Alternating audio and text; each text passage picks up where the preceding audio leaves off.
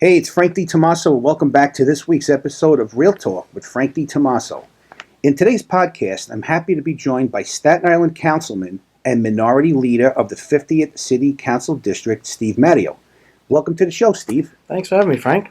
So before we begin, we were just talking a few minutes ago as I made some introductions here in the office, and explain exactly what that title means, because we have a lot of listeners today, and I think it would be nice to give a full explanation of what exactly it means and what you're responsible for with that title. Sure. I'm the council member from the 50th District, which is the Mid-Island of Staten Island. So I represent the Mid-Island portion of Staten Island. There's 3 council members on the island: North Shore Councilwoman Debbie Rose, South Shore Councilman Joe Borelli, and myself, who represents the middle. I'm also the minority leader of the City Council. In the City Council, there's 51 council members throughout the city.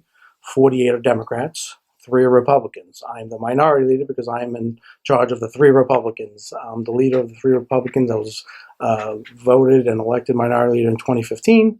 And so it's myself, Councilmember Borelli from the South Shore, and Councilmember Eric Ulrich from Queens. We make up the minority delegation of the City Council. Okay, gotcha. So that makes sense. 3 versus 48. 3 versus 48. That's right. So we are certainly the minority in the City Council. Certainly, but being a minority, you wouldn't know exactly how much work you've put in and how successful you've been in the last few years, right? And you were elected in 2015, correct? I was elected as minority leader in 15. I was elected to office in 2013, took office in 14. So this is how I go about it. Like you said, there's 48 Democrats, 3 Republicans, right? We can go up there and we disagree 98% of the time with our colleagues on the Democratic side. I can go up there and scream and yell every single day about an issue, and I become white noise. I need to go up there and be relevant. I need to work across the aisle. I have to. If I don't work across the aisle, all I am is just showing up, yelling and screaming and leaving. I've passed 22 bills in the City Council side that I elected. Probably the most of, I think, almost of any Staten Islander who's been in the City Council. I want to talk about some of those things that you got passed because that's what the listeners here really need to know. You've done in 5 years, you've done a tremendous amount. Yeah, and I try because, like I said, if I don't roll my sleeves and work with the Speaker of the City Council on passing bills that are beneficial for Staten Island and all New York City residents, I brought back the most money last year as a Republican. I was number 1 in discretionary money, and I was in the top 5 in capital money. It's working with relationships. It's building relationships, understanding that the Speaker of the City Council is Corey Johnson. Him and I do not agree on 98 to 99% of the issues. But what we decide to is that we're going to work together on the stuff that we are going to agree on. And he has been very supportive of making sure that I bring back funding for my district, for parks, for schools, for our hospitals. That's what you have to do. And those seem to be like items that you really can't argue about because they're needed. Yeah, and every council member gets a certain amount already. But the money that I have brought back, where I talked about that I was at the top of the list, is extra money. And that's bringing back money that fully funds projects. If I bring back $200,000 for a parks project that costs $5 million, that parks project is not going to get done for years and years and years. And eventually, if we don't add more money to that parks project, that money's going to go somewhere else. So I've been able to bring back $5 million for a parks project. Like I just brought back $5 million for the Greenbelt Rec Center in my district to redo the fields. I just partnered with Borough President Otto, the Speaker, and the administration to redo IS-51's schoolyard. So we're doing all these important projects. We're doing Berry houses over with the Borough President because it's bringing back money that gets these projects done. It's what Staten Island will see, these real projects. One of the things that stood out with me, Steve, was the roadways. For so many years, we had potholes everywhere. Mm-hmm. It really was a problem. Yep. People complain every day, and you're the guy that got that problem solved. Well, I appreciate that. And you raised, what was it, $240 million? And listen, this was team effort. Borough President Otto, then Councilmember Ignazio, and I pushed the mayor and said, we're so behind at resurfacing. We're so behind.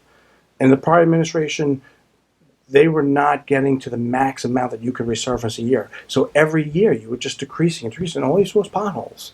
And finally we've made a dent. And we still have a lot more to do, but we are now every year getting to our max amount. We're resurfacing 200 lane miles a year.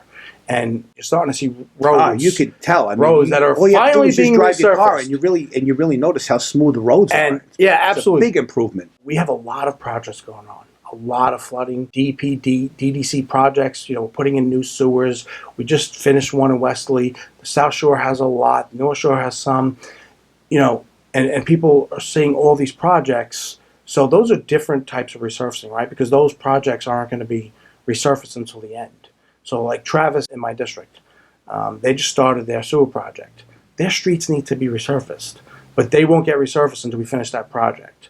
So people like, how come my streets aren't getting resurfaced? And I think that's really important for people to understand. When you have an existing project, we're going to finish that project before we resurface the area streets, because they're not going to come in. DOT's not going to come in, resurface where... And then they have to rip the street up again. Rip the street up to put sewers in. So we have a lot of projects going on. You see them on Highland Boulevard. You see them on Amboy Road. Like I said, you see it in Travis. We just finished Westerly. Newport Beach now is getting their projects. So you see a lot of activity. And hopefully, when these projects get completed, you'll see even more freshly paved roads. The project down off of Nelson Avenue in Great Hills, is that part of the... Yeah, it's part of what I'm talking about. It's these sewer projects. That's a magnificent project. And the way that park is coming out, it's just beautiful. Yeah, I mean, you got sewer project, got parks project. The South Shore historically has been underserved when it comes to having sewers. So you're starting to see more and more projects, and people are like, well, Highland Boulevard needs to be. It will be resurfaced once these projects are complete. That's something very important because, as you know, you're a native Staten Island. I am as well. The traffic, the congestion over the years. Oh, absolutely. And if you don't have the right infrastructure, if you have hindrances on the roads, and you can't drive freely, it takes forever to get from one end of the island to the other. Yeah, and we talk about what's the big, how's it going to solve, and we talk about the big ideas, West Shore Light Rail. Even SIDC has a study to put a gondola to New Jersey, and people talk about whatever happened to the tunnel to Brooklyn or Manhattan. These things are huge long-term projects. What do you see that's actually going to come to fruition? Well, what I'm doing I'm hoping West Shore Light Rail, that may not come to fruition right away. So you want buses, right? So you're hoping maybe we could get bus connections from the West Shore connecting, towards the Bayonne Bridge, and you get busways. In the North Shore, there's the bus rapid transit that people want to see reinstated. While we're talking about the big ideas, is trying to go intersection by intersection. For the first time in a long time, I've gotten over 25, I think now over 30 left turn signals installed in my district. And that's small, but it's really important, because when you get to a major street and you can't make that left, and you're sitting there and Manor and Victory, and you're trying to make the left from Manor onto Victory and you can't get through, it's frustrating. What does it do? It causes backups. You're not getting where you need to go. And we're trying to get people home to work, in as best way we can. So you try and do intersection by intersection improvements, left turn signals, widenings. We just did a widening at Victory and Bradley, where they just put in the bank. Sad to see Schaefer's go, long time, a great establishment. But once they went, I talked to the bank owner and said, we got to widen the street. And we widen the street, and you got an extra right turn lane, and the street's better, and it's wider, and hopefully we keep doing that to get traffic to flow a little more efficiently. And that's smart, because as time goes by, it's only going to get worse. Yeah, and if you don't do it while there's a project, you're not going to do it for another 30 years, because you're not going to be able to get that street back. And the widenings are basically, the prior development was built in the street bed.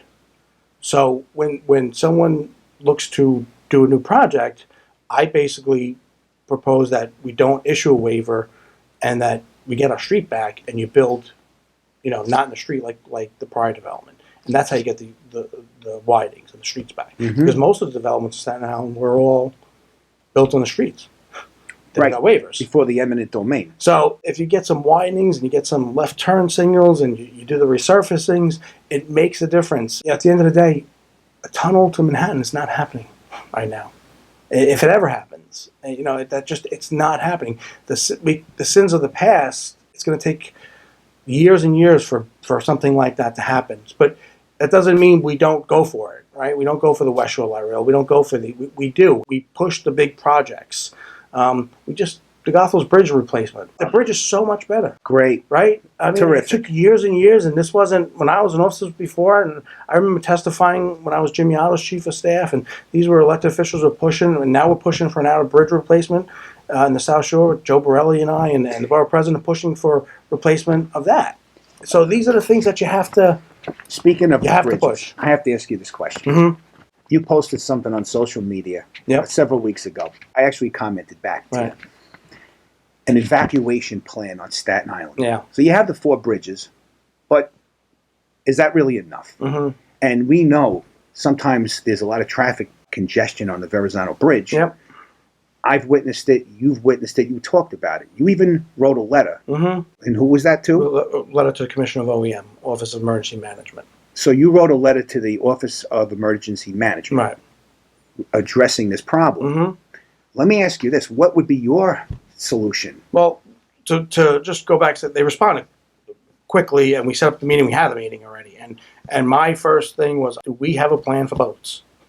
Let's just talk like the biggest emergency on the island that we have to evacuate, right? A lot of the emergencies don't entail us all evacuating, but I wanted to start from what happens if we all have to evacuate?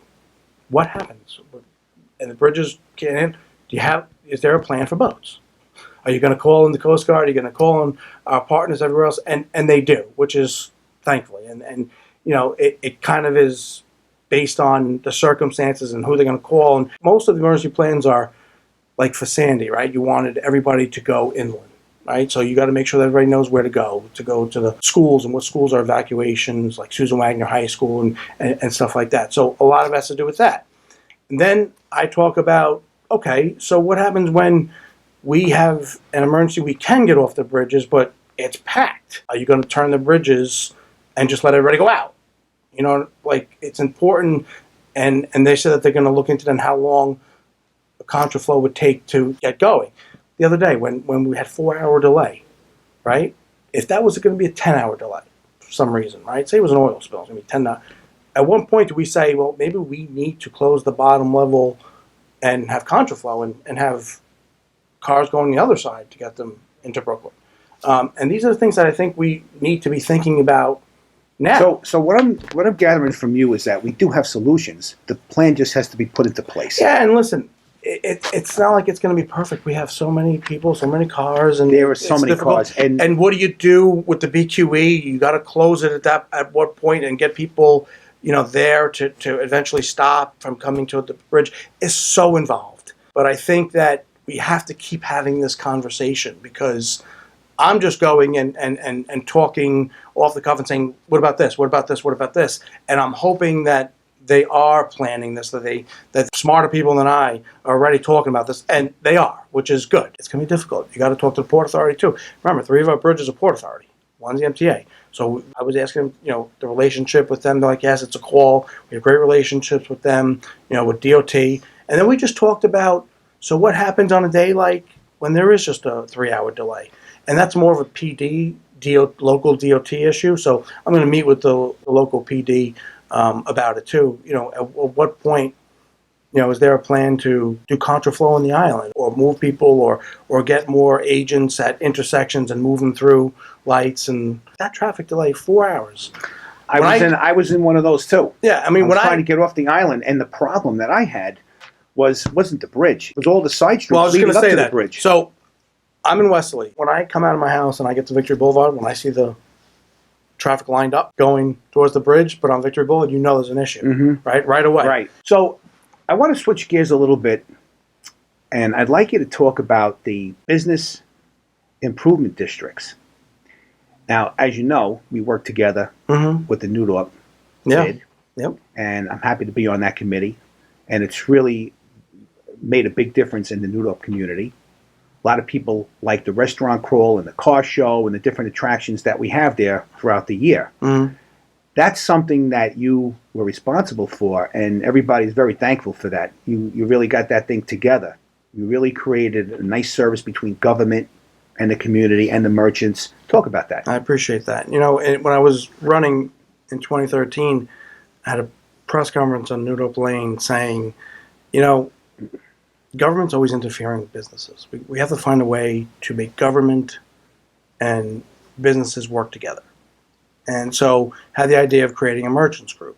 And the merchants group was, I would provide some funding with SIEDC, and we would create a board, and a board made up of the merchants of NUDOP Lane. And we would start doing some events. And the goal was, quite frankly, to bring people back to Noodle Plain. Noodle Plain's a wonderful commercial strip, and we wanted to make it even better. So when I won and I got into office, we put in money, we made the board, created the board, and we started having some events. And we started with the food crawl, and people, the restaurants were wanting to be a part of it, and they opened their businesses. We had the first event, was a great event. Second event, more people. And more people started coming back to Noodle Plain. We had a Columbus Day fair. We had, some other paintings in the town, and we even had a dog event. Christmas tree lighting. And the best part of it was, I don't want to run it. I just want to create it and put good people like you. And at that point, Maria Esposito was our chairwoman. And the people in Noodle Plain, you guys know what you need. You know what's best for Noodle Plain. I want you to run it. I just want to be able to say, hey, I know there's government regulations that are hurting you. I get it. Government's not always your friend, and you don't want government involved. And I don't want to be involved, but I want to be involved. Like, I don't want to run it. I want to give you the opportunity to run it and make it a success. Well, and we are. And it's really turned out to be a very successful business improvement district. And so the best part of the business improvement district is now that we've signed legislation that you are now a business improvement district. You have your own budget that you all decided on. You have your own board that you all have decided on. And you all run your events, and you decide what events you want to have and what's successful and what maybe you don't want to do and what you do want to do. Maybe you want to put more money for cleanup services. The lane has cleanup services. As a bid, it gives us the opportunity to run it autonomously. And you have a voice. But you also have other bids in Staten Island. We have the West Shore bid that I helped create as well. The Forest Avenue bid is not, I didn't create that one, but that's on the North Shore. Great bid, another great bid. We have the Victory Boulevard Merchants Association, which is where Noodle was when we first started. They're not a bid yet. They're trying to become a bid. They're going through the process with the city and my office and trying to become a bid. And Richmond Road is also a merchant association. In the South Shore, you have 2 or 3 bids, and you have more and more business groups that I think are saying they work. I think what people need to know is, here's what it's all about. It's all about giving the community an opportunity to enjoy where they live, where they shop, places that they frequent every day in their lives. And that bid, whether it's Forest Avenue, Noodle Lane, Victory Boulevard, holds events for the community. Absolutely. It could be a carnival, it could be a car show, it could be a restaurant crawl, it could be a Christmas tree lighting, it could be a contest, it could be any kind of fun-filled event for the day to bring the community together, to give people an opportunity to enjoy what Staten Island has to offer. Absolutely. And now we're beginning to promote that. This all began because you spearheaded it. It gave us something to look forward to. Now, I'm a resident of New York. I talk to a lot of people about it. People are starting to ask me questions. Frank, when is the next restaurant crawl? No, that's great. Oh, it's a great deal. Right. Listen, you got a coupon with 20 tickets. Yep. Each ticket represents a restaurant. Yeah. You can't even eat at all of them. No, you can't. So much I think we've all tried, too. Right. By the third restaurant, I had enough. And then I always wanted to give my coupon book out to somebody else. But you know what's great, though, on these restaurant crawls or carnivals, you see families coming that, like you said, they want to enjoy Staten Island community events. And we're 500,000 people, but you know what? We're still a small town. We still have that small town feel, right? We all go to these events. We all know each other. Everybody's saying hello. Everybody's enjoying themselves. Now we added music, and Noodle Lane, they do great with the music. We have music at 4 different parts, and that's what people love. They love to have a beautiful day outside, have some food, have great company, enjoy some music. The kids are on the train and the carnival. It's great. And the best part is, I'm starting to hear now that people are coming back during the week. Maybe not that week, but another week, saying, I'm going to go out and eat. I'm going to go shop at that great place that I didn't know existed.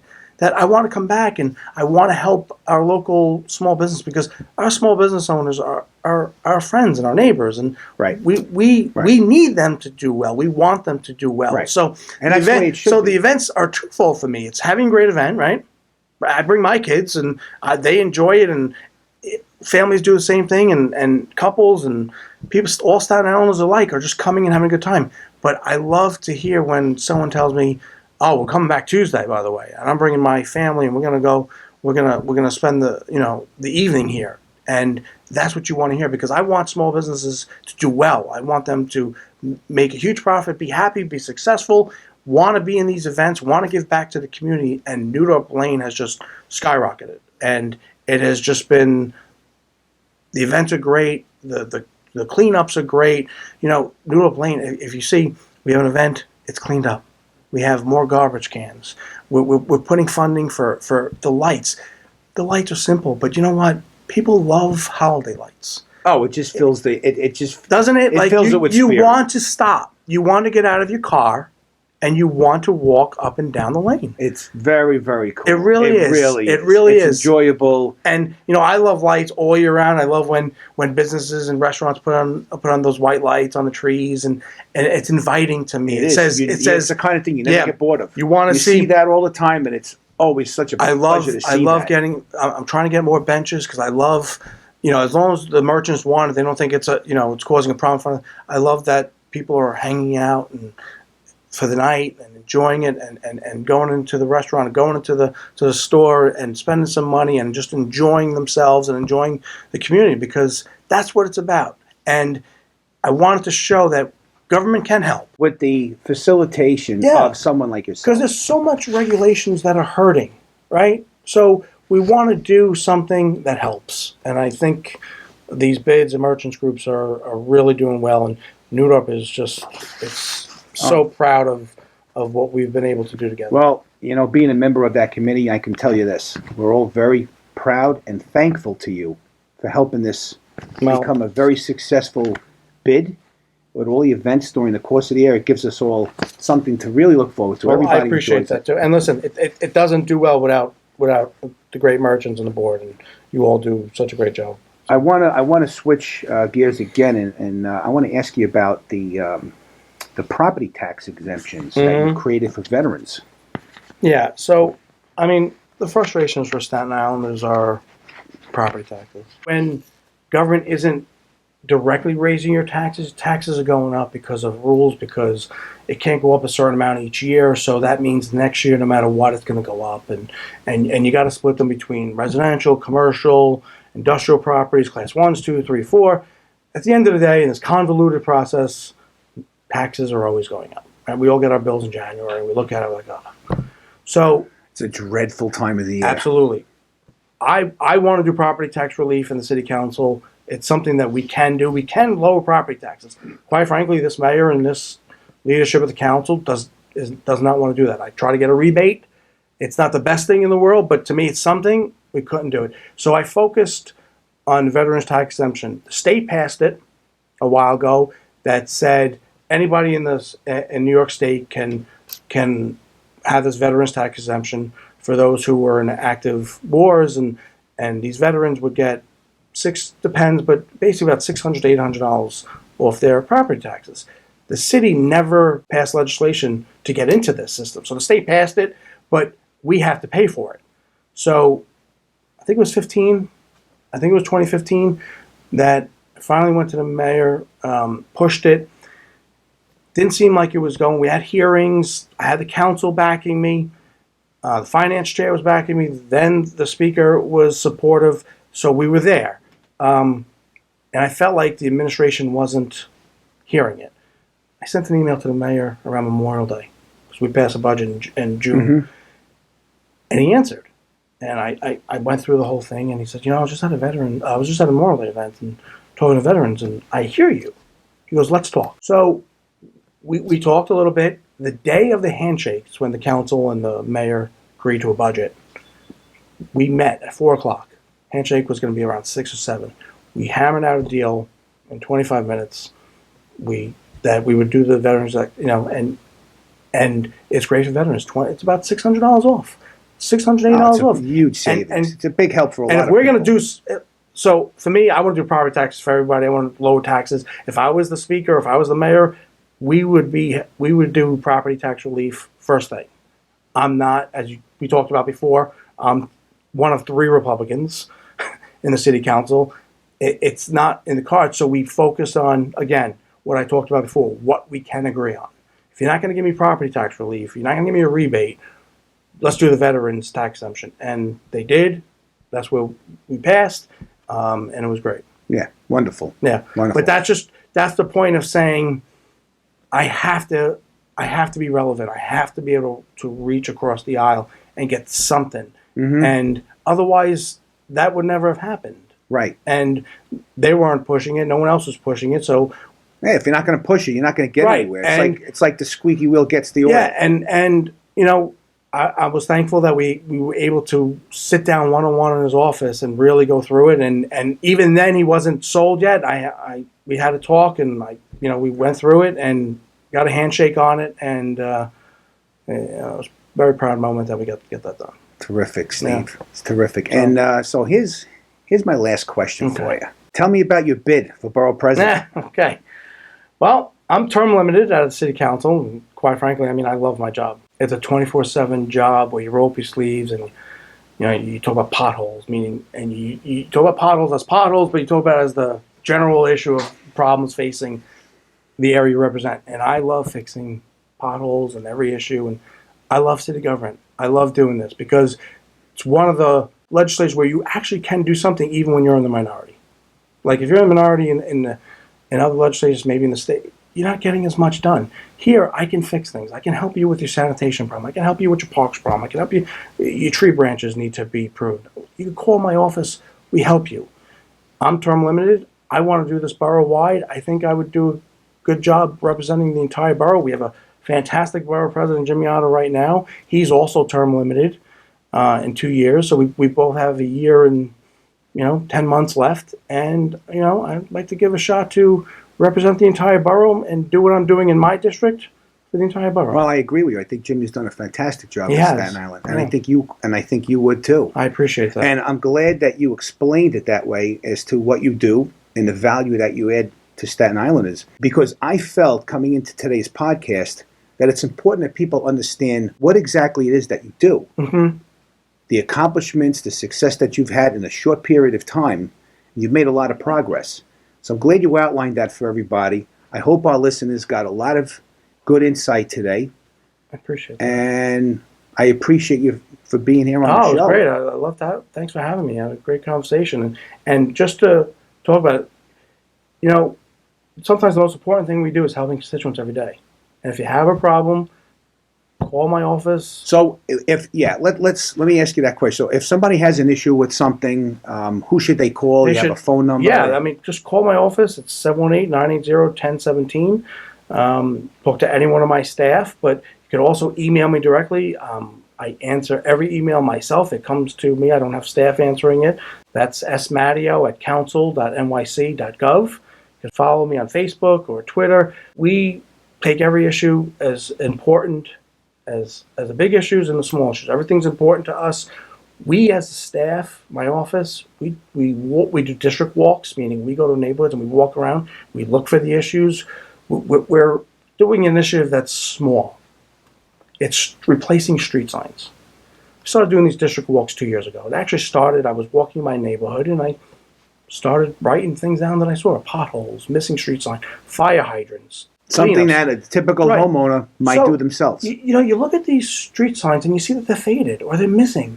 It makes the area look horrible, in my opinion. It makes it look run down. So we've actually had 500 signs replaced on Staten Island in my district that were faded or that were missing. And if you start looking at it, you start saying, oh, wow, it looks so much better.